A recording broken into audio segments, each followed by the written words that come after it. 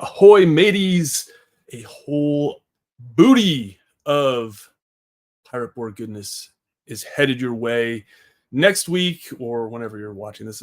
It's just check out the link in the description because there's just so much headed your way for Pirate Borg. So if you're a fan, stick around. We're going to be talking with Luke Stratton, aka Limithron, about all the cool stuff that he's got coming up.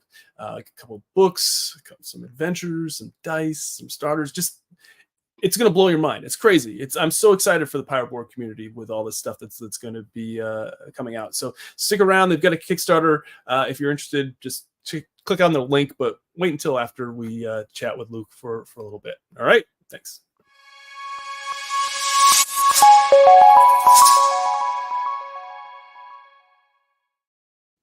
Hey everyone, welcome to Victor Condition Gaming. My name is Doug. Today we are talking with Luke Stratton, aka Limithron, or the Grand Admiral, I guess maybe, of Limithron, and all the awesome stuff that he's and his crew have coming out on Kickstarter here very, very shortly. I believe it's the 17th of September. And if you are a fan of Pirate Borg, you're definitely going to want to check out the Kickstarter.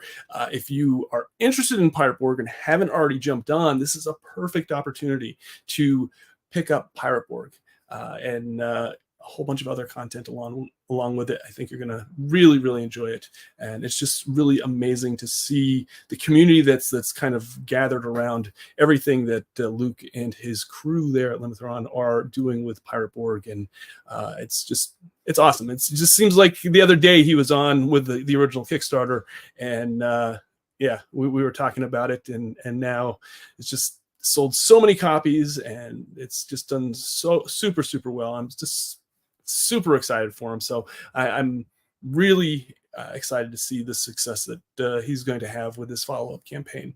If you're a fan of Pirate Borg, I'm going to ask you to please hit that like button down below and share this video with as many friends that are interested with Pirate Borg as well. So if you plan on backing the Kickstarter, also let me know in the comments that you are backing and what product you're excited for, because there's a ton of products that are going to be offered with this Kickstarter, and it blows my mind that Luke has all this. It's like he's been saving it for quite a few years to just dump it onto the Pirate Borg community, which is awesome to see because we're all really super excited to see what he's got planned.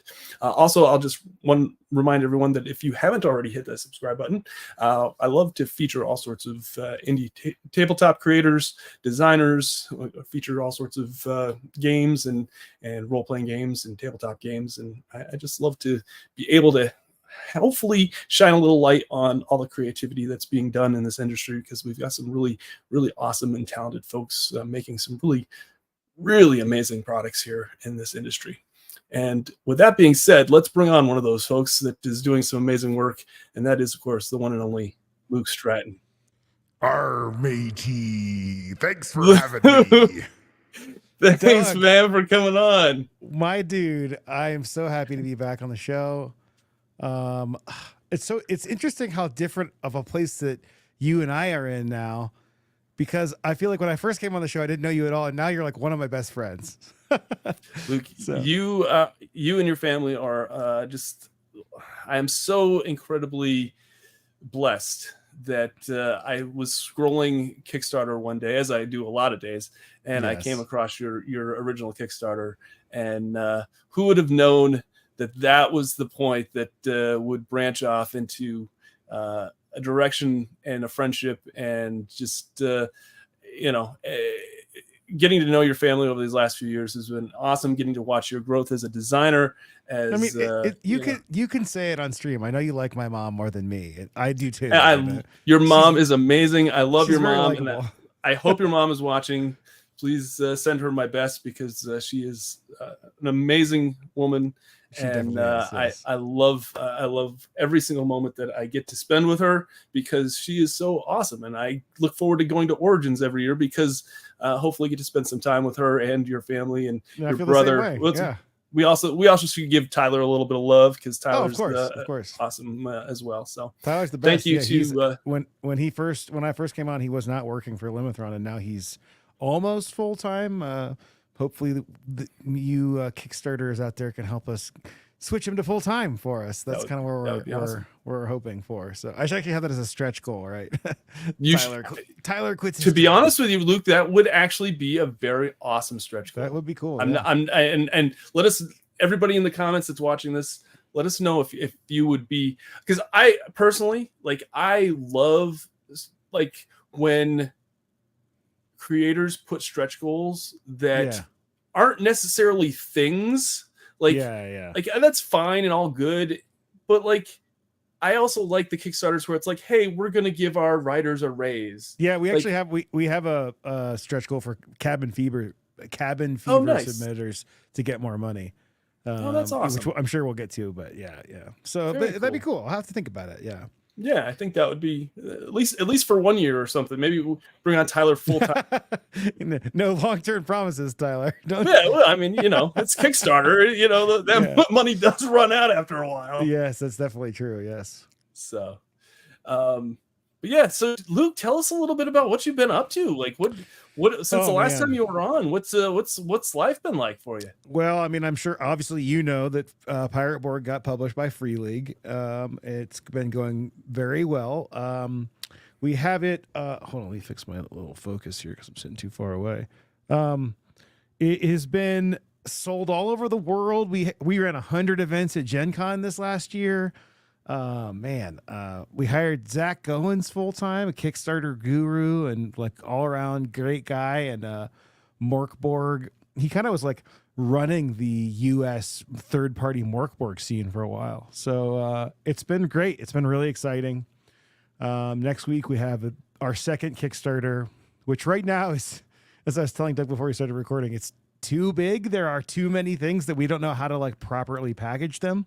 So hopefully we can use our like community to help figure out the best way to do that. But it's pretty exciting times. I have resigned from my other job as a touring lighting director. So I still do design, but I no longer travel the world with bands, which is wild.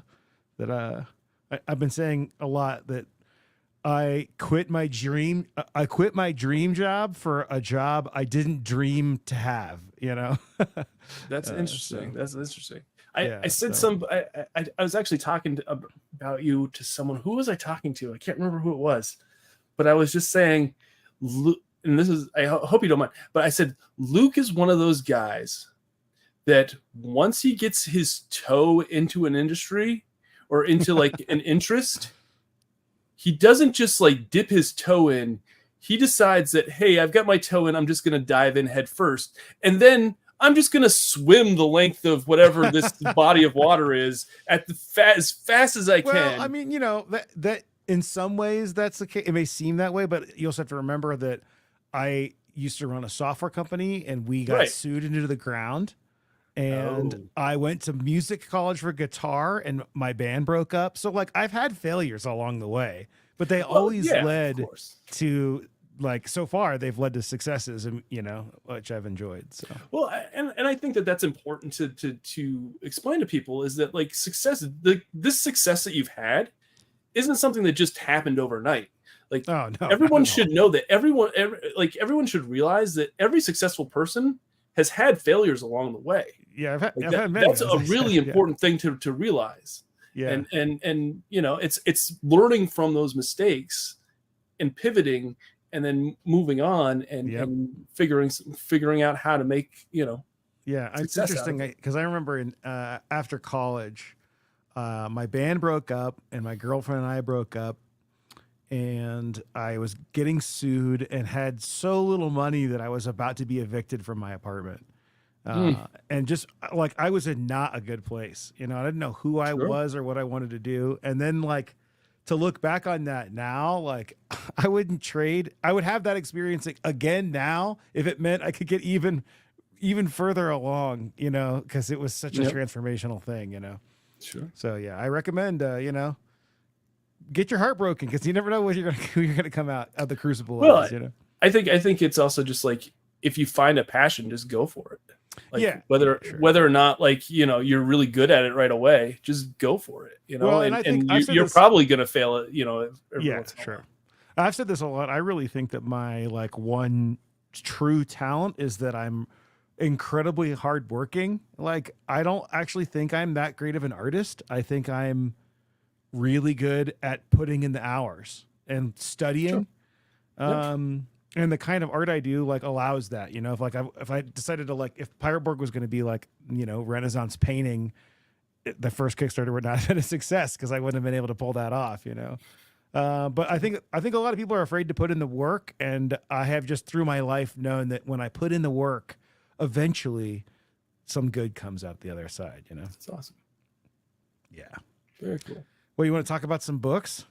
Yeah, let's talk a bit about this Are we- Kickstarter, because like We can go like all, you know, motivational podcasts. we could, and to be honest with you, you are one of the like a really great success story in this industry, and if anybody were to want to learn from anybody that's had success in this industry, I think that you would be a shining example of that. So, well, thank you, Doug. I appreciate you sharing with everybody the Of course. the early parts of Luke Stratton that aren't as successful. But let's talk a little bit about this Kickstarter, because this Kickstarter comes out on this. You're going to launch on the 17th, you said? Yeah. So we had this. You know, every year we have Talk Like a Pirate Day, which is kind of like our big in-store event that we try to run all over the country, over the world. But we have this problem, especially as it shifts what day it's on, that like game stores don't want to run it on a Monday, or some only want to run it on a Monday. You know, it kind of depends on the local gaming environment. So we actually have extended the Talk Like a Pirate Day event to Talk Like a Pirate Week, and to kind of kick that off, like Talk Like a Pirate Day is September 19th. So Talk Like a Pirate Week starts on the 17th. So that's when our Kickstarter is gonna launch, which is next Tuesday, I believe.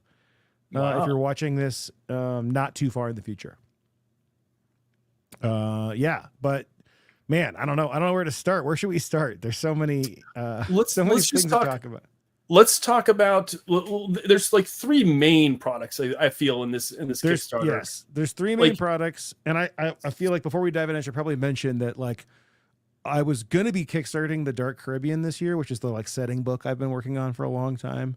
But after Pirate Borg, I really didn't want to go to Kickstarter without it being done or almost all the way done, and I didn't want to rush it. And I had a bunch of tours this year. Part of the reason I resigned from touring, as I was gone I was still working, but not at the rate at home, and I was gone for maybe 3 months straight, pretty much. And I was like, "There's no way I'm going to get this book done. I don't want to rush it, and I don't want to go to Kickstarter with like a half-done book and have it sit there for 2 years, you know."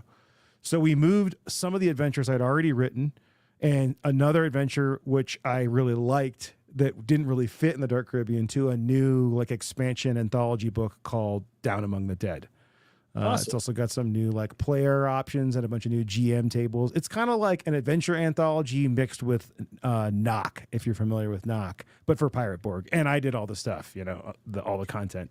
It's not like a conglomeration of other creators, because there's another product for that.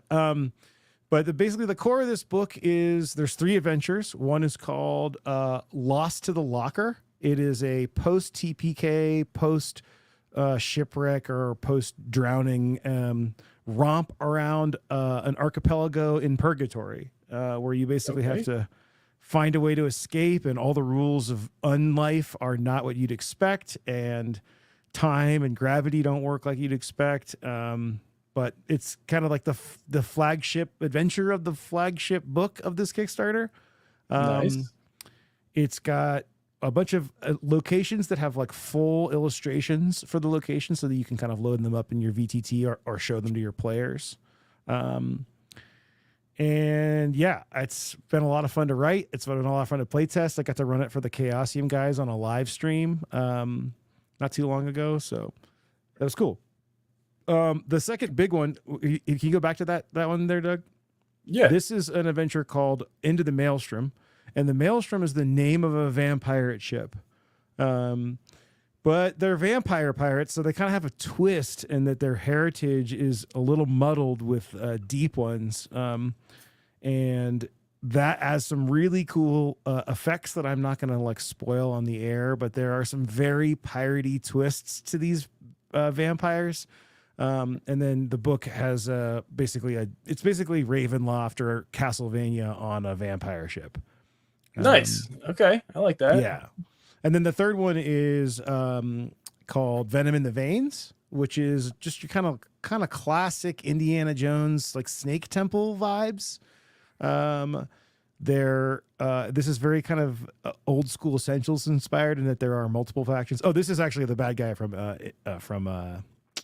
Into the Maelstrom. Oh, okay.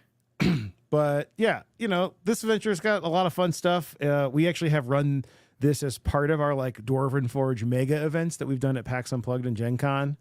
But now you can get your hands on the full thing and kind of send your players into a very deadly snake temple, which is perfect for Pirate Borg. That's awesome. I love it. I love it. Yeah.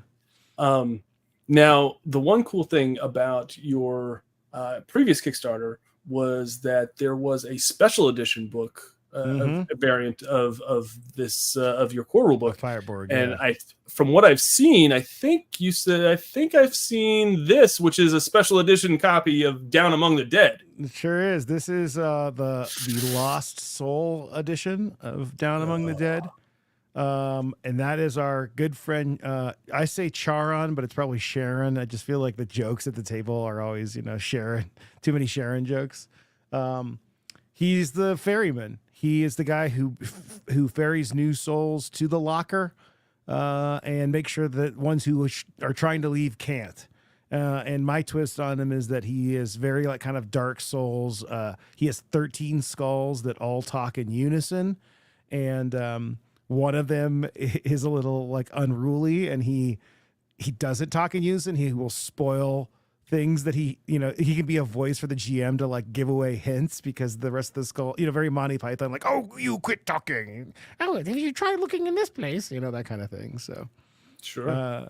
Yeah. So this is, faux leather coverette, faux leatherette cover with a foil stamp and embossing. Yeah, man, it's gonna be a thing. That's of course, crazy. of course you can add it on, or there's a couple tiers that have either pick a version or both versions in there. Nice.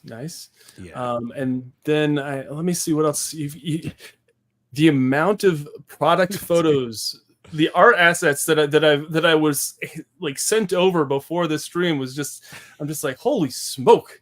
Luke's gonna be like so busy for like this next 12 months or so. No, we're actually doing pretty good on production. It's just the Kickstarter is the hard part. Is getting everything. Okay. Yeah, the Down Among the Dead is almost totally done. Nice. I think we're hoping to have it done by the end of the year. And then there's another thing we'll talk about in the starter set that we have not started yet, but that will be very fun to make. So I'm excited about that. So how many pages do you think Down Among the Dead will end up right being? Now it's 120. Yeah, it's 128. Okay. Which is about, I think that'll be final unless we have a pretty high stretch goal that's basically going to expand the adventures. Like, for example, Into the Maelstrom is very much like I-6 Ravenloft right now, where it's just a vampire. It's just the boat or the castle, if you will. But, I kind of would like to make it's like good enough that I want to kind of make it a little bit more like Curse of Strahd. Not that level, but like, sure. I'd love to do a town and a haunted forest, a haunted jungle, and some ruins that you kind of need to go explore. But, I really only want to take the time out of Dark Caribbean, the next book, if there's this, if it does really well and there's like a lot of people, if we hit our funding and don't sell too many copies, we're going to make it's going to be a great book. But, sure. if it does as well as Pirate Borg, then it's like, well, everybody's going to get this book. So we want to make it as good as we can, I get it. Now I think I've seen, what is it? A D2? Is this something that, yeah. Okay. So this is one of Charon's opals. Which are the coins that, they put in the mouths of the dead to pay the ferrymen. So we're doing an early incentive that if you become a VIP, we're calling it very important pirate. Basically, if you pledge $1 now, you get this thing for free, and you get access to our VIP cabin channel on Discord, which is where we're like kind of beta, focus group testing everything. And then you get the $1 back in your shipping. So really, it's like a no-brainer if you're going to back the campaign. or you can just buy that coin in the campaign for $10. So Oh wow, that's a good one of those savings. Yeah. If so, anybody that's listening or watching, go check out. Just put that little the little like dollar hold on the Kickstarter. So yeah, I think people are like, some people are confused about it, and there are a couple of like weird YouTube videos about talking about this kind of launch boom marketing thing. And I just want to explain real quick, like basically day 1, day 2 are really important for a Kickstarter. It determines your trajectory, and like Kickstarter is really picky about what they push to their, if you look at Pirate Borg, like most of the backers are from Kickstarter being like, hey, check this out, you might like it. So if you have a strong 48 hours, you end up being the people that are pushing that thing. So we're just trying to like give an incentive to be like, look, you really want to get in early. So that's the whole idea, Nice. No, I like it. It's clever. And, the other thing that so that's the first book. That's the first book that you've got. That's the first book. Yes. We're not doing just one product for this Kickstarter. No. We're doing multiple products. Now there is a second. Yeah. There is a second book, which actually I have a little bit of a tie to with this product, because I was part of the judging panel for this. So that's crazy. Yeah. But you did a game jam back in May and called Cabin Fever. Yes. And you had your community submitted various things for like an adventure, a bad guy, we had a couple different. What else? We had a spread of categories you could submit, and of course, one of those was miscellaneous. And we gave out like cash prizes for the best submissions. And the original plan was that we were going to put everything into a print-on-demand Lulu book, which is just like a print-on-demand website, and then sell it for cost. Basically, we just wanted it to exist, but we wanted to have like an actual physical artifact.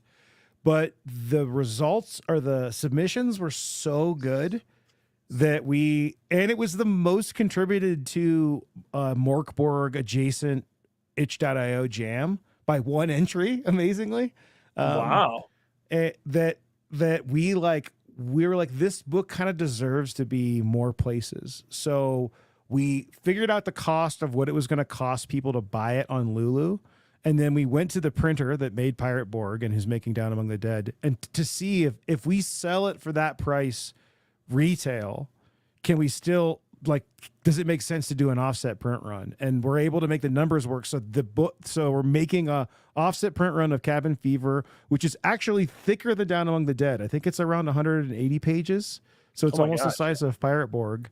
And it's $10 cheaper at retail and cheaper in the Kickstarter, because we're honoring that original price. Like we're not trying to make a racket on it, but we do have the margin set good enough that it'll be able to go into retail. So these people will, who contribute in this, will get representation for their work all over the world, which is pretty exciting. That's very awesome. A lot of really great projects in there. So yeah, there was some really. I mean, I know that Jason's in the chat, and Jason was on the panel as well. It was really, really tough. Oh yeah, we didn't say that, but Doug was a judge on the panel. That's why we're talking about him being a credit. Yeah. It was. We had to go through all these. I went through some of the entries. I think Jason went through the majority of them, but I was able to look through a couple categories and judge on a couple categories. But there were some tough decisions as to oh my god, tough. Yeah. How do you pick your top three? You can't. Yeah, it was really. I mean, luckily we had the voting system so that we could just kind of do the tallies and see okay, well, I think this category we kind of all know who the top one is, but the runner-ups are tied, but that's okay because we picked two. We had two runner-ups for every category, And then I'm really glad we had the miscellaneous category because the winner, the grand prize winner, he wrote a guy I know in person. His name is Matt. He wrote a shanty almost like stop motion animated the shanty. And it was it was good, but also the amount of the quality of work that he put in was so above and beyond the call that it was unanimous that he won the jam. So I guess something to share about that is that he wrote the sheet music for it, and I'm going to illustrate the sheet music into the book. So he's going to get a spread in the book, and then we have a QR code that you can scan, and it'll take you to you can watch the YouTube video. So I love that. Yeah, that's a very creative way to include that in the book. I love I'm that going to try to draw it as. I mean, luckily I have a degree in music, so I do know how to draw. That I agree that a degree I don't use at all anymore, but I do know how to draw music notation. So I will hopefully do him justice and draw it in the like pirate hand, so it doesn't look like a computer made it. Sure. Now we've talked about the pledging for $1. If you pledge, is there something else? If folks pledge within the first 48 hours, they get something? Yeah. So aside from the VIP thing, if you pledge in the first 48 hours of the campaign, you get two things. If you pledge at any level, you get this Lost Soul patch. I'm sorry, no, you're right. You pledge at any level, you get now go back to the download. You get the complete port generator from the upcoming Dark Caribbean. Basically, this is you can see 3 of the factions here, but all 5 of the main factions in Pirate Borg will have a port generator where you can kind of we've rolled up on a French port. What's the name of the tavern? This will be a great way to generate that for you. So that'll be free for anybody who backs in the first 48. And if you back at any physical item in the first 48 hours, whether that's the a la carte tier or one of the physical tiers, you'll get that patch. Can you show that? Yeah, this is the Down Among the Dead Lost Soul patch. And I like the idea that you slap this on your battle vest. And now awesome. Unlike some companies, we are a little bit more like, I really don't like the idea of people not getting what they want. So that's free in the first 48 hours, but you can still add it on for $5. Like we're not. I like that. Yeah. Yeah. I mean, like, I have like my Mothership launch crew patch. I'm very proud of it. So I appreciate that. But I really hate the idea that someone like sees an ad or their friend tells them about it on day 4 or 3 and they can't get it. That would hurt my soul a little bit. I'd rather see more people with patches, Absolutely. I totally agree with that. Yeah. And then there's a couple more items, but let's talk about the one item that I think is awesome, and I think it's the first one ever made for a Borg product, and this is specifically targeted for new players, and I think this is so great. I know I've talked to you previously about box adventures to begin with, so when I saw that you were doing this product in particular, I was like, yes, I think this is a great marriage of not only getting new players in, but that box adventure as well. And you want to tell folks what the product is that you're also kickstarting there? Yeah, it's called the Pirate Borg Starter Set. It's interesting because, we kind of previewed the Kickstarter today to our backers, and we found a lot of people were actually confused about what this was because so I just want to kind of clear a few of those things up for any of those people listening. Sure.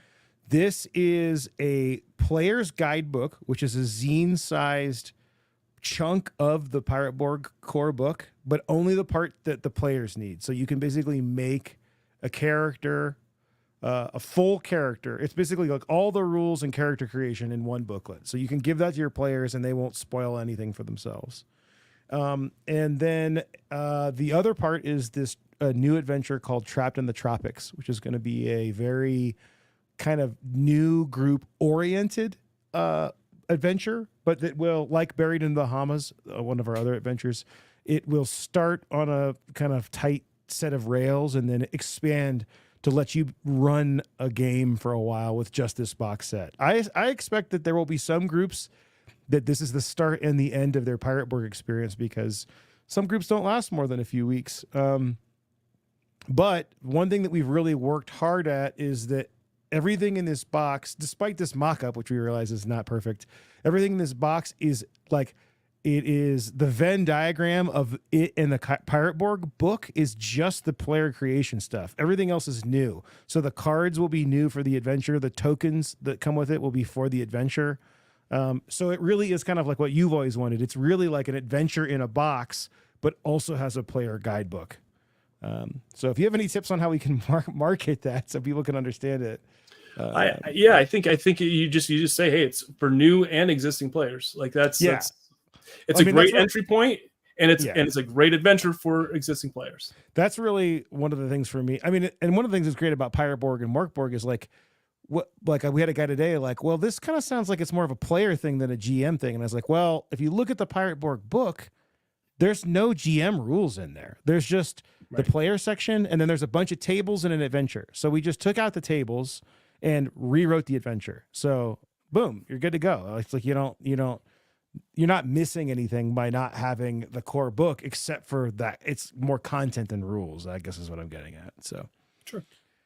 Yeah, so we're excited about that. And it's going to have punch out ship tokens and 3 large battle maps. And on the battle maps are all double-sided, and hopefully I think we're going to do it so there's 2 different ships, so you can put them next to each other and have ship-to-ship combat. And there's going to be a Dark Caribbean map and a water. It's going to be great. Now, if anybody, I don't know if somebody's not seen the maps that you've created, like, y'all gotta go check this out, because like Luke does some of the best like water maps and just some of the best maps in general for VTTs, and I pick on him all the time. I'm like, Luke, you need to do a book of maps. That's the next product that I think. No, I mean, spoilers, like our project, now that we have Zach on board, our next Kickstarter project is to do map books. That is 100% coming. The thing about the map books is I already did the maps. That's the hard part. Then you just got to, do the Kickstarter, let people know it's happening. So we're definitely doing those, and they're going to be, I think I said that. I think I said that at one point. I'm like, you've got all these assets. Why aren't you making more money off of them? It's just it's like, dude, I only have so many hours in the day, and what lately, do you sleep? Lately I have been either eating, sleeping, or working on this Kickstarter, and not the creative part. I'm ready to get back to it. So sure. Yeah. I totally get that. Yeah. No, I'm excited, man. You've got some really great things. And speaking of GM material, oh yes, let's talk about the one product that I was like, oh man, this looks really slick. That is, of course, the GM screen. It's interesting because it's like, I think originally this Kickstarter was Down Among the Dead and this thing, and now it's kind of grown into this big other thing. But really, like, this is the thing that I think Pirate Borg needs the most that it doesn't have. It's a GM screen. This is a 5-panel A5 size GM screen, so it'll fit on the same amount of space on your shelf as Pirate Borg. I love that. We have not designed the back yet because it's gonna be a kind of a collaborative process. I'm gonna do drafts and send them to the backers and to people in the Discord and see what they, get their feedback. One thing I know we're gonna do, obviously, rules summary and random generation tables, but we're gonna have a diagram of the parts of a pirate ship, because I think that's always a part that people struggle with, is to say like, oh, you're on the thing on the end. Well, if it's just labeled bowsprit, you can know, like, oh, you're at the stern, So we're going to do that. Bunch of random tables. And one of my favorite stretch goal in the whole Kickstarter is the glow-in-the-dark spot ink on that ship. Can you go back to the... Oh, yeah. Oh, that would be pretty slick. That ship in the middle, the ship of the dead, is going to be glow-in-the-dark, assuming we hit that stretch goal. So hopefully enough people pick this thing up to make that work. I love that. Yeah. Wow. That's, and I love, again, I love the creativity of all these Borg creators, because y'all are like trying to figure out, like, what can we can make a product, but how do we take it to the next level? I mean, I think you all kind of have that in problem, and you all have that mindset where, I mean, it seems like something like I've run into a lot of you, like I know a lot of you have been working in this space, and you all are super creative, and you're always like, how do I make my product like the next level? Like I can do this, but what do I do to really make it like? Yeah, like we didn't even talk about it, but Down Among the Dead, we have plans for ribbons and embossing and glow-in-the-dark inks if we hit them as stretch goals. But the core version of it is a 5-color Pantone print. And for those not familiar with printing, basically normal printing is like you take CMYK, and K meaning black, and you mix those colors to make other colors. But you can't get really like vibrant greens and blues with those colors. So the Down Among the Dead cover, every color, when I designed it and drew it, I drew it with this in mind, but every single color, we'll pick that ink, literally like the exact hue and shade, and they'll print with that ink. So it'll really, really pop. And like Nice. the book's we're not charging more for it. I just want a 5-color, Pantone book cover. Like, I'm like, screw it, we're doing it. So I'm awesome. really, really excited about that. So if it hits all its stretch goals, it's going to be 5 Pantone colors plus embossing, spot gloss, glow in the dark, 2 bookmark ribbons. So, only because that's what we want. I just want that to exist. I want that artifact. That's crazy. That's just, it'll be something that people will really, really cherish when they get it on their shelves. I hope just so, because yeah. it just, you can just Well, tell. also, I mean, dude, I have so many books. Like, just looking around my library, like, there are so many books in this room that are just, 2 columns, 300 pages of text, hired spot art, printed in like at the cheapest mass way they can. And I'm like, no, man, we love books. We love artifacts. So. Ogre Cave says, "Stop it, Luke. I'm salivating." Love yeah. that. Love that. Hi, Alan. Let's also if anybody has any questions for Luke, put them in the chat. We'll address them. We've got, I'm sitting here a couple watching minutes. it, We'll if you don't mind. Do you mind taking some questions? I should have probably asked you if you didn't mind. I would go. I'll talk to you all night, Doug. You just tell me when to stop. Yeah. So if anybody has any questions, put them in the chat for Luke. And in the meantime, we're going to take a look at some other products, because it's not just there with the books. It's not there with the starter set. It's not done with a GM screen. We've got dice, people. Well, I mean, you're probably to blame for finally making dice. I mean, basically the trajectory here was, you got to make dice, Luke. And I was like, I only want to make dice if we make them right. I did say that. Yeah. And we're making these dice right. They are going to be resin with all kinds of different mix-ins added, and they're going to be sharp edge, and they're all custom sizes. So we have to pay for molds for every single die. And they're going to have the Dark Caribbean. Go ahead. It's just one set of dice, right? You're just doing this one set of dice. Oh, no, not just one. Technically, we're doing 5 sets. There are 4 sets available as add-ons and in some of the packages.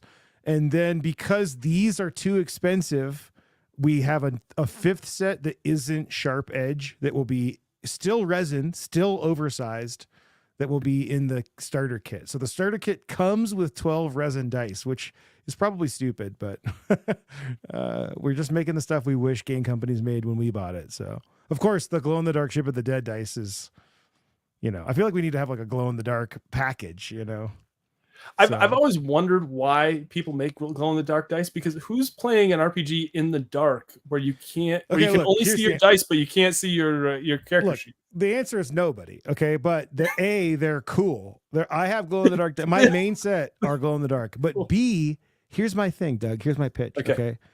After I finish Dark Caribbean, I would like to make, maybe for another system, I don't know, it'd be cool for Old School Essentials or something, a small, hopefully, Kickstarter project where the entire book is made with black light inks and glow-in-the-dark spot colors and glow-in-the-dark dice.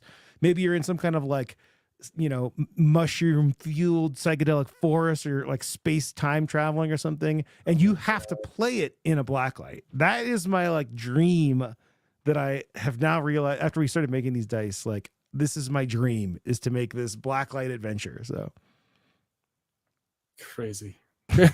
Ogre Cave says, "Come on, Doug, gaming by candlelight." Yeah, I think it's not candlelight, it's blacklight, because candlelight won't light it up, and it has a lot of orange in candlelight, So yeah, I don't know. Maybe we can do it as a Dark Caribbean add-on zine or something. I don't know. I think it needs its own thing. It needs to be like Exalted Funeral. It needs to help. It needs to come with a soundtrack and a lava lamp. Yeah. Here Steve says, I think something. You could do sea scented printing Other companies do that with perfume in the inks. Nah, I don't know about that. I don't want the book to smell. That seems. I mean, it's a cool idea. Yeah. Talk to me, Steve. Plus, Talk to me. Plus, some people are really like sensitive to smell. Yeah, like so, what if it comes out weird, you know? Yeah. So, let's see. Jason says a glow in the dark neoprene mat would be really cool. Yeah, man. I mean, I want to do it. I just got to think about what the adventure is, but I feel like that is just one of those things that's like, yeah, you know, you go down the rabbit hole. Maybe it's an Alice in Wonderland themed adventure, you know, something like that. I don't know. Steve. That's been done, man. I have a box over here by these guys' Quest chest that has that, where it comes with a little black light pen you have to read on the map.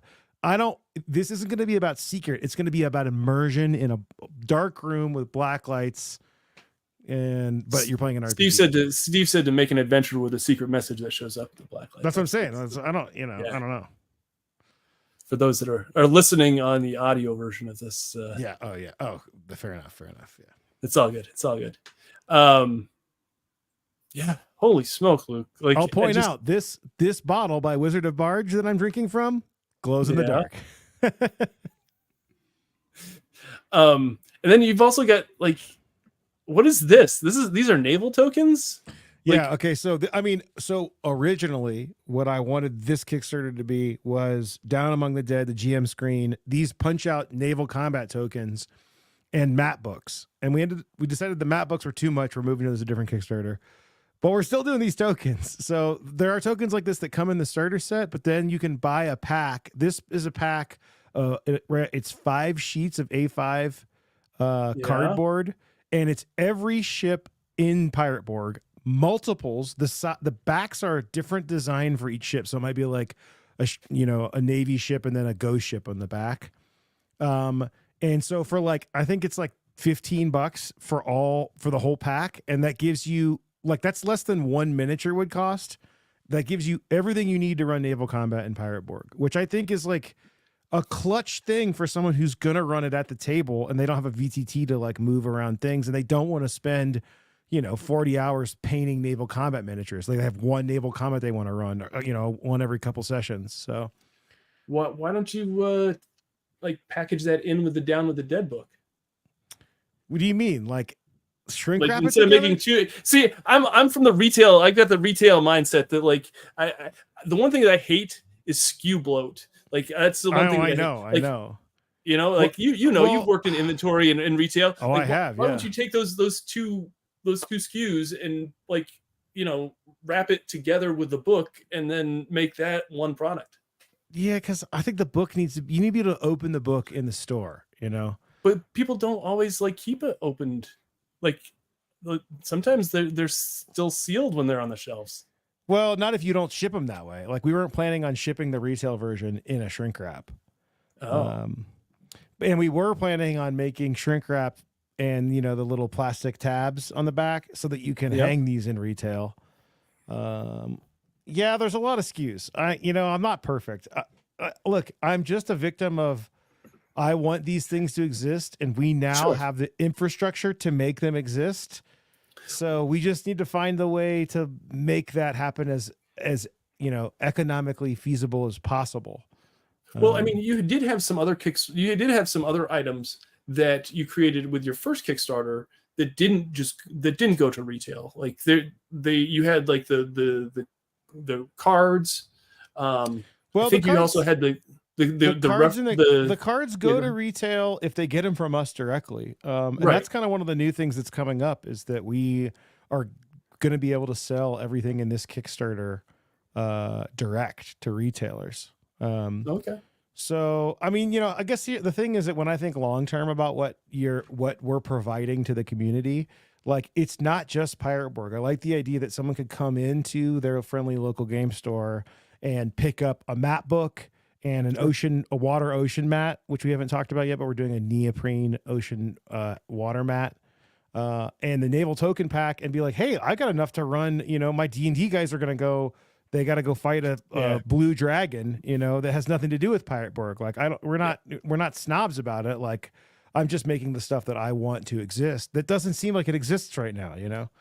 Well, that's super smart to make something that's system agnostic, just so then that way, Yeah. you know. I mean, I think if we're talking marketing here, we probably could have done a better job breaking it up into smaller chunks, which is why we're doing the map book separate. But it's a lot of work to run Kickstarters. And we have it's a lot of marketing money and it's a lot of graphics and it's a lot of time. Sure. And we kind of want to just dump them and then have news. This is going to provide enough new stuff at our booth until Dark Caribbean is ready. Crazy. So you guys are gonna have to get like a 20 by 40 booth after this Kickstarter. Just everybody email Gen Con, please, and tell them that you should give Limithron a bigger than a 10 by 10. I want to build the back of a pirate ship, but I'm waiting for Gen Con. I'm like, okay, the next step is we buy a trailer and we build out of wood with real glowing lights in it the back of the Ship of the Dead. But I'm like, well, we're not going to do that till we can put it at Gen Con, you know? So have you talked to have you had meetings? I mean, I mean, I'll be honest with everybody. I love the people at Gen Con. They're great. They're working with a very supply and demand is way out of whack. But the problem is though, Chessex has 3 10 by 20s, and some of these older companies that have been going for 20 years, they just get whatever they want. And I'm like, well, dude, I just want 20 feet. Can you just let me go in the aisle, So hopefully this next year we can have a pirate ship at the booth. That's my dream, man. Pirate ship at the booth, and you go into the captain's cabin and play a blacklight adventure. You know what now we're gonna talk a little bit about Gen Con, because you know what I think that Gen Con wants to do, and I'm gonna tell you this is the Gen Con part of this podcast. Yeah, let's do it. Let's do it. So Gen Con's big thing, of course, we all know that Gen Con sold out by Monday, the Monday before Gen Con. Yeah. And I was talking with the folks at Gen Con while I was there, and I was like, and I'll just name. I said Derek. Derek's great at doing all the organizing and scheduling and all that. And I said, Derek, what are you gonna do next year? If it sold out on Monday this year, it's gonna sell out even quicker next year. I'm like, what? Yeah. What are you guys doing to combat that? He says, well, the key is to get attendees to do other things outside of the expo hall. Yeah. So I think in the next 5 years, you're going to see a big push for publishers and for, just other events outside in the other hotels, kind of the way Dragon Con does with their convention. They take over the convention center, they take over the hotels, they take over it's literally like a whole street. Yeah. So I think that's the only way for Gen Con to grow. So my advice to you, Luke, and I'm going to do this live on air, is to go to Gen Con and say, hey, is there any space in a hotel that we can really kind of make an impact?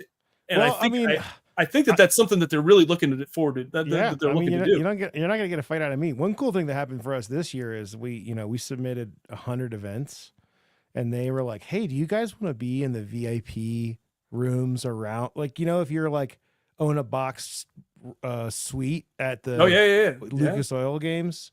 Lucas Oil Stadium. So all of our most of our Pirate Borg games were in these suites, which it's cool to be in those suites anyway. They're cool rooms because they look over the field, but they're private. There was one game in each of those rooms. I don't know if you've ever been to Gen Con or any convention, but the difference between gaming by yourself and your players and 20 other tables is whether you want to be doing it or not in some cases. So I think it really helped our players enjoy the experience because they can get quiet and listen to the GM, or they can get rowdy and not bother people. So that was cool. Hopefully we can do that again, but also it'd be cool to have a room that has a giant pirate ship in it. I'm not gonna lie, but you can't in this industry, even if you're doing well, you're not a Gen Con, you can't skip steps. Unless you buy a ton of corporate advertising, we can't go to our private room out of nowhere, But even still, I mean, there are companies that have been, like you said, there's been companies that have been doing Gen Con for 20, 30 years that just have. But I do remember. Do you remember? Were you going back when EVE Online made a card game? This was I don't. This was maybe so, 05. EVE, they're that's a spaceship online MMORPG, but you're playing as a ship. They made a CCG, and that year at Gen Con, they had like it must have been like a 20 by 30, and it was a double layer. And they had like like you could go up to the second level, and they had like a huge tournament, and in the swag bag was a pack of cards. And looking back at that, I'm like, yo, they had some VC money, and they dropped easy 6 figures on marketing on that Sure. con, and that CCG didn't last. So I'm like, well, if you're making a business, you have to stay in the black, or you have to be ready for the pendulum swing. So you got to be careful. As much as I want to do a big giant Pirate Borg room, I do not want to lose $50,000 and go bankrupt. That's also why I was saying that, like, maybe now's the time to like approach them about, because maybe they'll cut you a better deal, because they're trying to like grow the scene out, and they're trying to make it a little more, of an incentive to get publishers to do more stuff outside the room. So right. I do you remember a couple of years ago they did that April Fool's joke for Gen Con Underworld, or what was it called? Like someone in chat will know. Maybe Alan. Basically, like, they had this April Fool's joke where like, hey, we're gonna do like an undead Netherworld version of Gen Con underneath in the basement underneath the convention center, and like everybody thought it was real, and they bought T-shirts for it. But my buddy Adam from Archon Games, he was like so mad it wasn't real, and now like we always talk about like, dude, we should do that. We should have like an alternative convention that's happening, like when all the like D&D normal people are upstairs, all the like grim dark, Warhammer Fantasy, Archon Games, Morkborg crew are down blasting metal and playing RPGs in the dark. So that's awesome. I love it. Yeah, I love it. Yeah, no, it's interesting to see what Gen Con is going to do over these next 5 years. Yeah, and I think you're just going to see them spread out further and further. Let's see. Is any other questions for Luke in the chat? Let me know.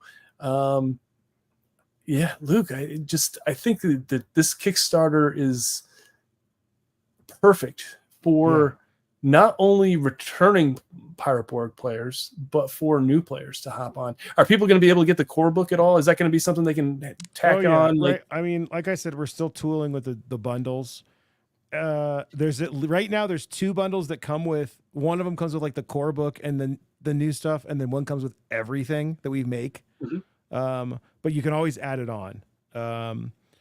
So yeah, I mean, that's the other thing, is that we're really cognizant to like, there are going to be a lot of new eyeballs on this. It's been 2 years, the industry has changed. People have gotten, into the hobby, or are tired of their campaign. And Pirate Borg has had a decent amount of buzz. And so maybe hopefully this will get the people's attention to be like, you know what, it's time to pull the trigger on that, Well, here's a cool statistic for folks that might not be aware.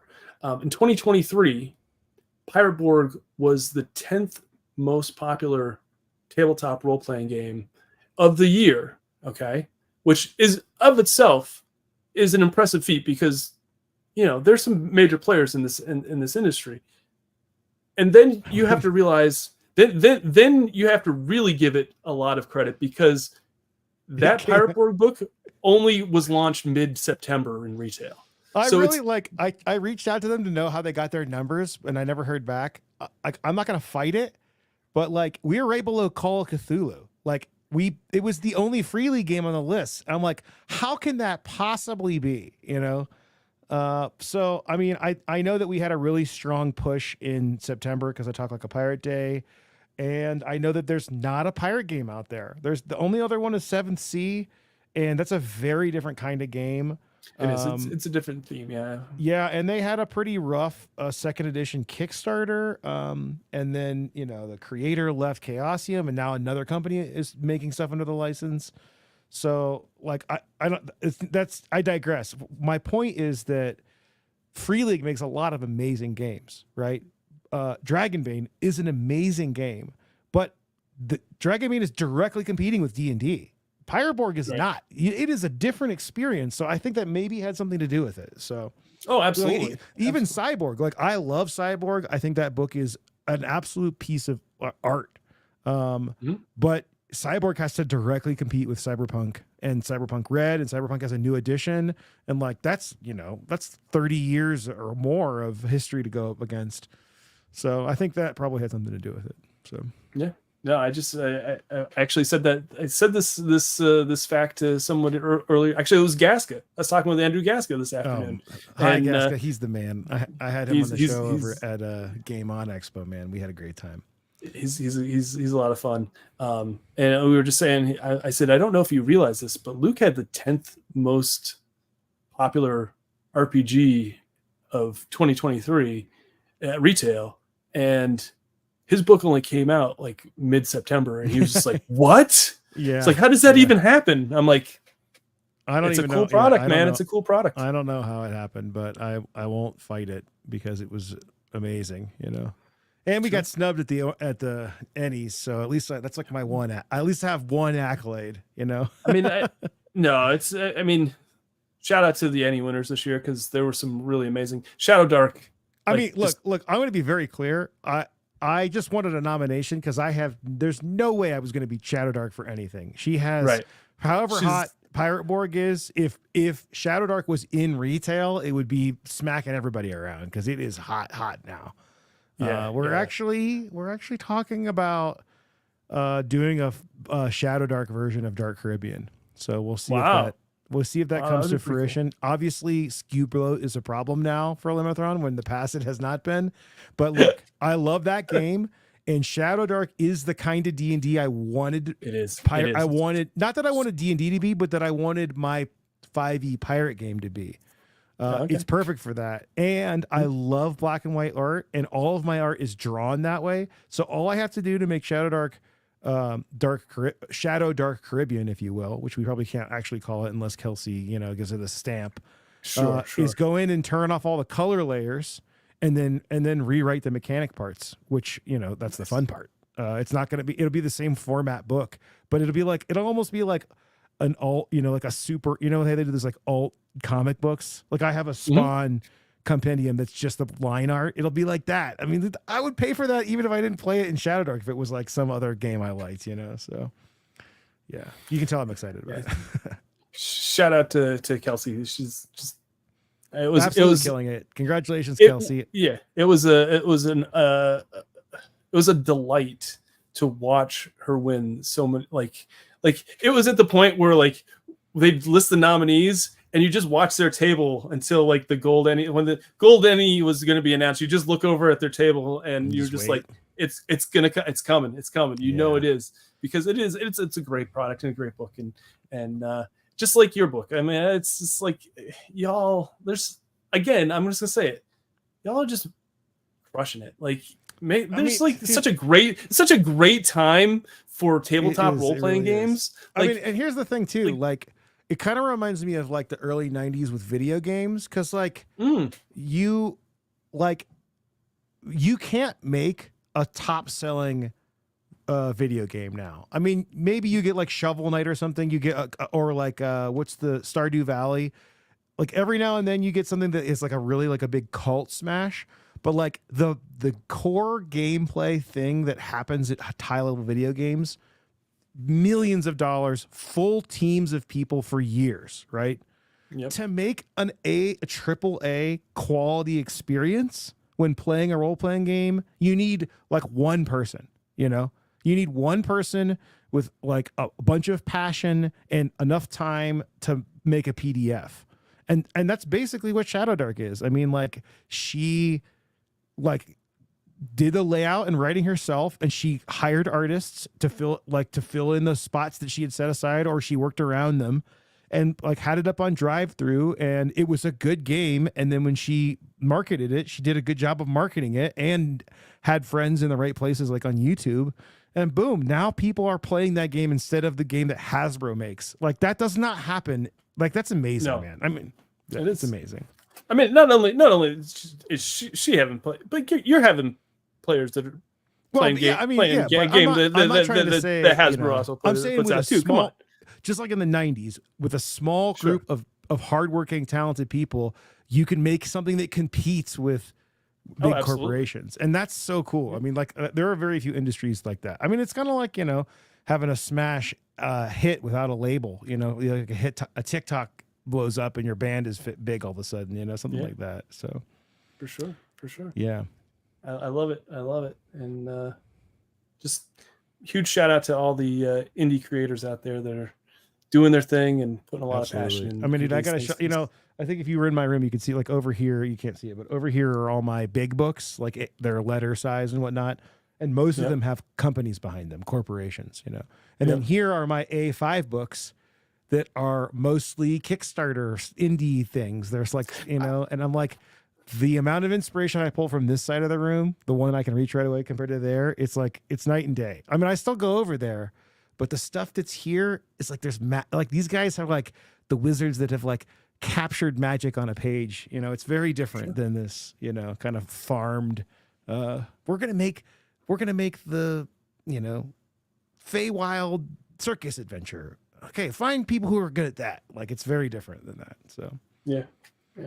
I love that A5 size like that. I was again, I was talking with somebody the other day that, like, you know, I would love to see the industry, like the primary, like that size be the primary size book for. Well, like, Paizo really tried, man. Remember they do they still yeah, they those, did. They did the pocket they size ones? Pocket size, yep.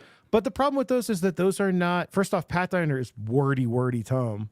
And they're really not designed with A5 in mind, or whatever that digest size is called. So like some of the text gets really small. But yeah, I mean, that's what I think about all the OSE stuff and Nox stuff, Shadow Dark, of course all the Morkborg stuff. It's just like, it just throws in your bag so much better. I mean, I love it. I do too. Yeah, you can put 3 or 4 of them in your backpack and not to worry about it, and bring them to conventions. And that's one of the things we've talked about with the starter set. I was adamant when we were specking out the production design, this production specs, that it's large enough to fit our existing stuff. Because in my mind, I'm not sure if it'll be quite large enough to fit the book, but it'll definitely be large enough to fit all of our zines and stuff. So the idea would be, you take your Pirate Borg book and you take your starter set box that's chock full of all your content and just throw those 2 in your bag and you're good to go for weeks of play, you know? Can I please petition to have it be just big enough to fit that core book? I mean, that's what I want. That's what I'll tell you, like, that makes a huge difference to play. Like, you think you think it's not that big of a deal, but like, it's funny when people get that box in, they're like, oh, I want to put my core book in here, and then like they can't fit, like it's just that little thing that people are like, oh yeah, I'll make sure. We'll make sure. I mean, like, I've said that many times in our production meetings about it, but like, I will make sure that it fits, because the thing that's a problem is that, like, if you back this Kickstarter and you get the starter set and you get Down Among the Dead and the core book and you can't fit Cabin Fever, those are not going to all fit, because the box would be like this big, you know. It's like, then you're basically shipping an empty box until people, you know. Or you just make another SKU, just a Pirate Borg box, so that people can put all of their, because you know, I think you need more SKUs in this Kickstarter, Luke. No, but I mean, I don't know. We could. I'm picking on you. I mean, I do want to trim the fat a bit. So, you know, if anybody here is listening and they have ideas on, like, we would love feedback on what you are interested in and what you're not interested in, especially the players who have, how do I say this? The players who have the budget to buy everything. I want to know from them the things that are not worth the time. And then the other players who are on a tight budget, what are the things that are like the essential list, you know? Steve says you can call it the Pirate Borg treasure chest. I like how Steve thinks. We're not doing that, because we're going to do that for Dark Caribbean. We're going to 100%. I don't know if we're going to do a box and a real box, like a real wooden box, but that's coming. I promise you, we are going to make a treasure chest. What kind of pirates would we be if we didn't sell one of our products on the treasure chest? So for sure. Yeah. See, Jason says, I can't read pocket size Pathfinder. Oh, Brantley. Yeah. Jason, thank you so much for joining us. We know it's 3 a.m. there, and we appreciate you tuning in as always. We greatly appreciate it. Glad you're excited about this Kickstarter and all the Pirate Borg content. Luke, man, I've said this before, and I'm going to say it live I am super proud of you. I am super, like, I never would have thought when I had you on the show the first time during your Kickstarter that this would be where you were at, like years later. Like, and I'm not saying that this is. I'm not saying like that was. I just know that like it's hard to get to where you are. Like as a creator, you're at like probably year 7, 8 down the line, and you're only in like year 3. Like really, right? Wait, what do you mean? What's the 7 to 8 down the line? Oh, you mean like, for another company? Yeah. For like another company, like I mean, yeah, it's hard for me to compare to other people, but yeah, I will say where we're at for how long I've been making RPG stuff, I feel very, very fortunate. Yeah, I can only think that it has a lot to do with, I guess I want to say 2 things. One, that I really, really, I mean, I'm not just saying this, I really care about what we're making. It's not like I played D&D in high school. I'm like, oh, you know what? I've always gone to Gen Con. I mean, those, it's like, I want to play in the Dark Caribbean. I want that place to exist. I want those characters to be like real things that people interact with. And like when I'm making something, that's what I'm doing. I'm just taking the thing that I have that I want to be doing and making it in a way that, because it's now my job and other people's jobs, like it's no longer like I remember, if I can tell a quick aside, when we used to live in our apartment here in Denver, and I was just kind of getting back into nerd game stuff, tabletop stuff. I was really getting into One Ring, and I would take these spreadsheets, Google Sheets, and spend hours just like working the formulas out so that you could like press a button, it would generate a whole town. And it would use like the books to figure out like, I would use real Tolkien names to name all the elves, and they would all have elvish jobs, and then dwarves would have dwarvish jobs, and everything was weighted. So there was like a chance, and I would like, it was like my hobby, and I remember thinking like, like my wife would be like, you spend so much time on that, and like, I remember being like, this is what I love, and now I'm in the like opposite situation where it's like, I have to spend the time on it. Like if I don't spend the time on it, like the community suffers, like the company suffers, like my employees suffer. So it's like, I feel so fortunate to be like the thing that, I mean, like literally this would be like if you were like playing guitar when you were in high school and you're like, dude, I want to be like in a band so bad. And then like 30 years later, you're like, oh wait, no, I'm in a band now, and now I quit my job. Like that's like literally what has happened to me. So I do not for a second look back on that with any level of like I'm full of gratitude for where I'm at. I had another point, but I've forgot what it was now. I just, I think that your passion shines through. Your sense of like community, like you've got a great community behind you. Like that's, I think you've got probably one of the most strong Borg like communities behind you. Yeah. Well, I mean, it's interesting because when it comes to community, that's another thing. We say this all the time. I think if we had one like modus operandi, it's to be the game company that we always wished we could patronize as kids, or even now, just to be that company, Sure. And when I look at a lot of the peers in the industry, like a lot of them, like there's a lot of them that are really, really great creators, better creators than we are, but they don't have either the infrastructure or the income or the drive to nurture the community in the way that especially Tyler and I do. Like Tyler, I mean, Zach now too, but like Tyler is our community. Like he's our quartermaster, but he's, if you're familiar with like real pirate history at all, the captain is in charge during combat, voted on by the crew, but the quartermaster is like the representative of the crew, voted on also by the crew. It's not picked by the captain.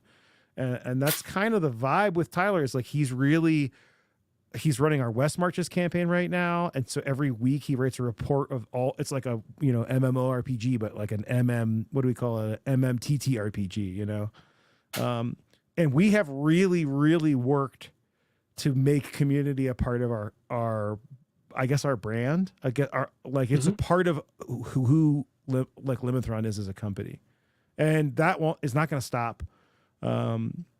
yes, we do get benefits from people playing. It helps the popularity of our game grow, but that's like a benefit of the thing that we really want, which is the people to have, like there's nothing worse than getting so into a game.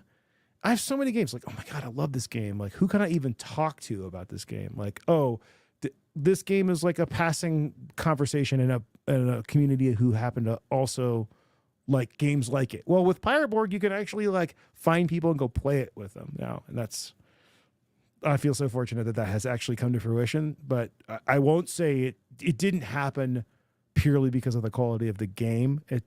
We have worked really hard to push for that to happen. So yeah, absolutely. Ogre K says Luke is a force of nature. He sees a goal, charts his course, and summons the storm. No, he is the storm. I wasn't going to say this earlier because it Alan is another valuable team member for us. I wasn't going to say it because it makes it look like he's baiting all these answers. But he said enough now that I feel bad not giving Alan a shout out. Alan is like the primary proofreader for everything we do and has probably read Pirate Borg more than anybody because I made him read it so many times to check for all my terrible fast typos and spelling mistakes. So shout out to Alan. I miss Alan. I haven't seen him in quite a while. So it's been a while. Alan, yeah, we need to connect here at some point. Maybe soon, he's in the Bay Area. So yeah. Oh, nice. Man, is there anything else you'd like to say to folks that are watching all this way and you want to tell them anything about the Kickstarter? No, I mean, yeah, September 17th. You can become a VIP or just follow the Kickstarter at I think it's downamongthedead.limithron.com. We have a new podcast episode that came out today where I sat down with Zach and Tyler to kind of go over what all's in the Kickstarter and to kind of explain what's in the adventures. We are wrapping up our first West Marches campaign. The world will be ending during Talk Like a Pirate Week. We will be doing another one. We're going to take a little bit of a break. I think maybe only a few months because people are having a lot of fun. But I think that's going to be an ongoing thing. That basically, the GMs that run it get Harbor Master rewards, which is our like reward program for running Pirate Board games.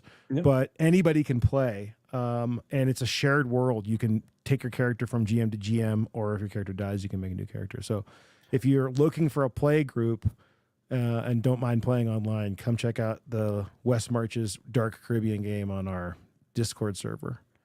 Now you mentioned organized play. Is there a place for folks that can sign up to Harbor Master? Limithron.com. I forget. I think it's like /events is the calendar where every so in order to get Harbor Master rewards for running games, you have to run them publicly and give us at least a week, if not more, notice to put it. There's like a form you fill out to put it in our calendar. And that's how you get credit for it, but also how people can find your game and get to know other Pirate Borg players. So definitely check that out.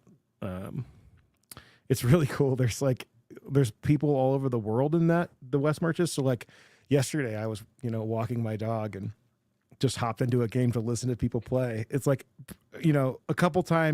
sometimes a couple times throughout the day, there'll be games and you can just go in and listen to people playing, people who I've never met.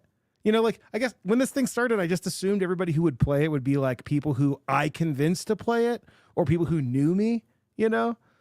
And like now it goes like I got a text the other day from an old colleague who was like, I was in this game store in, like Missouri. And I was like, have you guys heard of Pirate Borg? And they were like, oh yeah. They pointed to the whole section of the store and they're like, we love that game. And I was like, what? Like my wife and I were in Germany for her birthday at the beginning of in May. And, we were in Nuremberg, not even like Berlin, I mean, Nuremberg is not like the largest city in Germany. It's like this old castle town.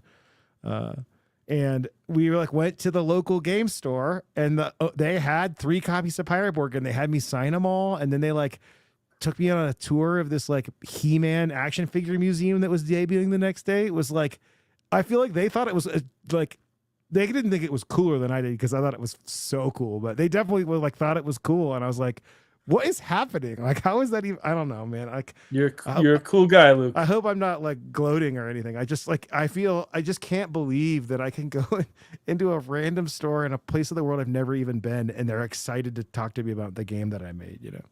So Yeah, it's an awesome product, and it's going to see so much support, and I'm so excited to see, not only the products that are going to come out, but the whole the addition to your community with this other Kickstarter, because that's what Kickstarter really does really well. It's a crowdfunding platform, but it's also, I like to say that it's also a social networking platform, well as a community builder. I say this all the time to people. I forget, I read this in somebody else's blog maybe, or when we first started doing Facebook ads, like we spend a lot of money on Facebook ads leading up to these Kickstarters. And when I first started doing them, like I really did not feel good about them. They really feel like corporate, like almost like pay to play kind of stuff, until I realized that I have people who got into the game because of a Facebook ad who have like thanked me, who are like so happy to have found people who like played Monkey Island growing up, or like really like Assassin's Creed Black Flag, who like would not have found it. Like they don't have a social circle to find games, and they saw a Facebook ad, and I think it's important for other creators to remember that like, if you have to also think of it as like, yes, they're paying money for a product that is part of your livelihood, but you are also providing those people with a service. Like I said this with this Kickstarter, everything in this Kickstarter, like if you can't afford a tier, please do not back it. Please don't put it on a credit card that you can't afford to pay off. Like get what you can afford. But on the flip side, everything that we make in there, we made it because I want it to exist. They're not like stupid cash grabs. In fact, some of the ones we had in the Pirate Borg Kickstarter, like me drawing maps, I was like, you know what? I don't want to do those. So we got rid of them. And everything in there we really, really, really believe in. So I think that's important to remember that. Oh yeah. So to your point about Kickstarter, like, yes, this is really for us. This is like, we're casting the net for a new round of people to come into our community. And one thing I always think about what Sean McCoy has said, creator of Mothership, when the delays with Mothership were happening, he would say in his updates, like, look, guys, like it's delayed.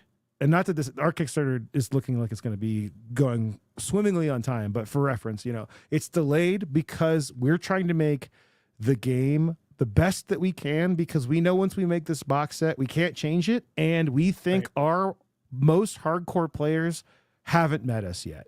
That we think that our most hardcore people in our community who are going to championship Mothership the most have not played the game yet, because the thing that's going to get them so excited is this box set.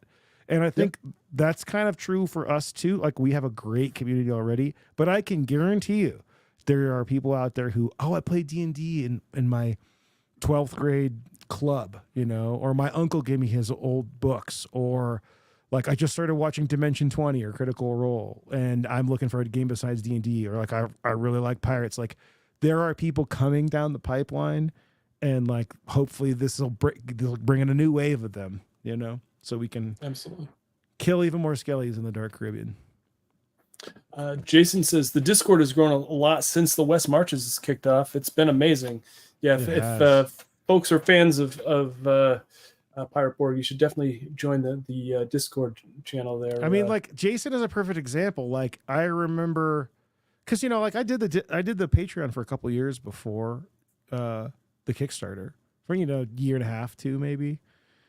And like in my mind, that was the community that we had. Like the only guy I can remember who from back then who's still really active and was really active back then is Brett, he made our online character generator, and maybe Critical Troll, whose name has changed several times. But like that's who I thought our community was, And then I came on your show and we ran Pirate Borg, and like Jason is like the top. He's like the top guy in our community. He's the curator on the Pirate Borg Ex Libris.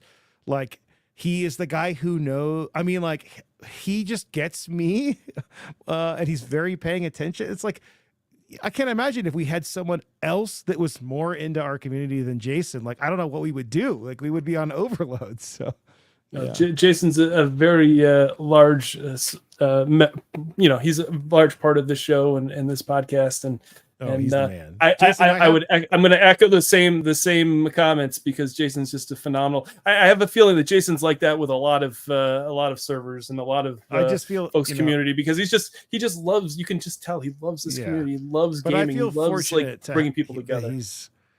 We both, I'm sure, feel fortunate that I get to have him in my community. Not everybody. Absolutely. He's not as active in other communities as he is in mine, and I really appreciate that I get to have him. I actually have a present for him here, which he doesn't know about. I'm not going to spoil it on the air, but or should I? What do you think, chat? Should I spoil Jason's present on the air? Let us know. I mean, Jason will probably just say yes. I'm thinking he wants to know. Yeah, I'm looking forward to seeing Jason later this year. Which let's talk. Are there any places that people can connect with you? Oh my God, so many. Next up is Talk Like a Pirate Day. I will be at I run a meetup.com group called Ship of the Dead RPG Club. We are meeting on Thursday the 19th at Night Owl Games in Littleton, Colorado. There's discussion of there being another one in northern Denver area. I know that Tyler's going to be at Geeky Tea in LA on Saturday, and then Zach is going to be at his shop in Kansas, I think on Thursday, Talk Like a Pirate Day. Our next convention is Gamehole Con, and we actually tailored the Kickstarter to end when the hall closes on Friday at Gamehole Con. So nice. If you are at Gamehole Con, come out and help us count down. Hopefully it's a very exciting countdown and not a sad, depressing one. That's Gamehole Con. Then we got PAX Unplugged in December. And then we're around to next year, which I think we've got Genghis Con here in Denver, Gary Con in Lake Geneva. And I'm actually hosting a panel this year called The State of the OSR, which should be cool. Oh, nice. And then I think, then we kind of get into the summer. We're going to Gamma. So that's more of a like retailer convention, but that should be exciting for us to like kind of network with the local game stores out there. So nice. And then we're in the summer, Origins and Gen Con and stuff. All the typical the normal schedule of shows. I will say that if folks are interested in tabletop role playing games, you should check out Gamehole Con in Madison, Wisconsin in October. It's probably one of my favorite shows. What are you doing, Doug? I know you're doing Granite State. We're doing Granite State Comic-Con next weekend. Not this coming weekend, but next weekend. We've got some amazing guests for that. So if you're in the Northeast, you should come in for Granite Con in Manchester, New Hampshire. It is Saturday and Sunday. There is an early preview night on Friday. We've got Steve Jackson from Steve Jackson Games coming in. We've got Kevin, and I don't want to butcher his last name, but Kevin from Palladium, who is the designer of Rifts. But you also have Kevin Crawford, right? Or not Crawford. Ninja Turtles, Kevin? Yeah, we have Kevin Eastman coming in. Kevin Eastman, yeah. Kevin Crawford's a game designer. We've got Amy Jo Johnson coming in, who's the Pink Ranger there. We've got John Rhys Davies coming in. Really? Gimli, yeah. Gimli. You got is Brian from Neon Lords of the Toxic Wasteland, right? We've got Brian Shutter. Not only that, but we've got Brian Colin as well. Oh, I didn't both Brians. Double whammy. Yeah, Brian from Vast. Got double Brians there. We've got Chris and Heather O'Neill coming in from 9th Level. Love that. I when I put in my resignation, I immediately looked at the calendar to be like, can I finally make Doug's convention this year? And my 10-year wedding anniversary is that weekend. And we're going to Mexico. No, you don't want to. During my Kickstarter, so it's either going to be an amazing vacation or it's going to be amazing no matter what. But the question will be, what am I worrying about the Kickstarter or not? Well, next year you are getting. I mean, as soon as 2024 is over, you're going to get another nudge for anything that I might have. I mean. I don't know if I could, I don't know if I should spoil it. Maybe I'll spoil this on the air. Maybe you want a little. GraniteCon might not be the only event that I have my hands in next in 2025. Oh, there's a little spoiler little for nugget. little exclusive for those that are watching late. I'm really excited about something that we've got going on, or potentially going on in 2025. Do you want to spoil the skiff that you have? I think I got it right here for Jason. All right, let's take a look here. Luke's decided to go off screen and go get this. Jason says, literally going to Gamehole Con on Doug's recommendation. Dude, I'm so excited for. I'm glad to that we're going to be able to get a chance to connect again in 2024. All right, what do we got, Luke? What is this? Okay, so do you know? I did not actually know this, but do you know what Ex Libris is? Like, what is that? Isn't it that like word comes from? Isn't it that? What does it mean? I don't know where it comes from. Like, I'm gonna mess this up, but basically, like, Ex Libris is like from the library of, and you'll see these old tags where people would put in books that say like Ex Libris from the library of so and so. Yeah. So I was in Italy on tour in a cool bookshop where it was like all empty notebooks where they were all bound by leather, and in a like cool little bin there they had a bunch of these little like stick-in labels that you can put in your book. And I got the curators of Pirate Borg Ex Libris, Jason and Brett, these pirate ship stick-in Ex Libris. See if I can get the hold on, I gotta focus. Pretty exciting, chat? There we go.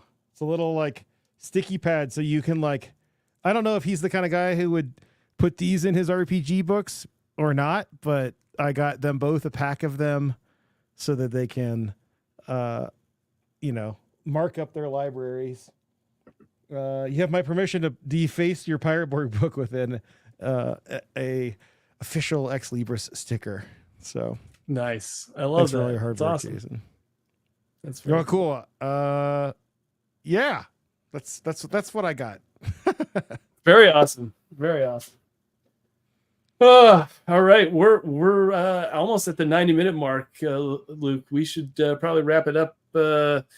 If folks want to follow you on Facebook, there's a Facebook group as well. Yeah, there's the Limithron, Discord. I have a link tree, which is the best place to see everything. Linktree/Limithron. Yeah, Twitter. The website's the best spot because it can get you to everything. So nice. Very cool. Yeah. Thanks for having me, Doug. Jason says, dude, that is badass. Hell yeah, I will. Awesome. Yeah. Cool. Well, folks, if you have watched all this way, I greatly appreciate it. And I know Luke does as well. Please hit that like button down below. And let me know if you're watching this after the fact, after this is live, if you're going to back anything on the Kickstarter. Let me know what products you're most excited about, because I'm going to tell you, there's a few things that I don't know. Like, there's so much goodness in this Kickstarter that I don't think I can just pick one product that I'm excited about. I'm just excited about the potential of it all, to be honest with you, because I guess that's good. Yeah. I think it's all going to be beneficial for new and existing players. So, yeah, thank you, Luke, for coming on. Congrats, good luck. I think I said this to you the other day. I'm looking forward to living vicariously through your success on this Kickstarter. I'm genuinely this Kickstarter. Like, I always get excited for my friends' Kickstarters, but like, I'm really, really excited to see this follow-up Kickstarter, and like, I'm just going to be rooting for you this whole way. Yeah, I don't know. I don't really know what to expect. I mean, I'm hoping it goes well. There's a potential it goes really well. I don't know what that really means though, so we'll see. Yeah, I think it's just going to be. I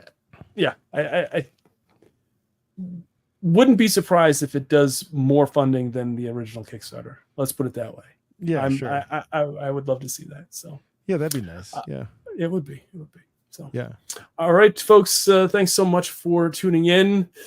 Remember, winning shouldn't be the only victory condition when you get to the table. Please hit that subscribe button if you haven't hit that subscribe button, because I love bringing Luke on and other creators and talking about all their products. And there's just I love being able to highlight all these awesome people in this industry, and it's an honor to be able to do so. So, all right, folks. Have a great night. We'll see you next time. Bye now.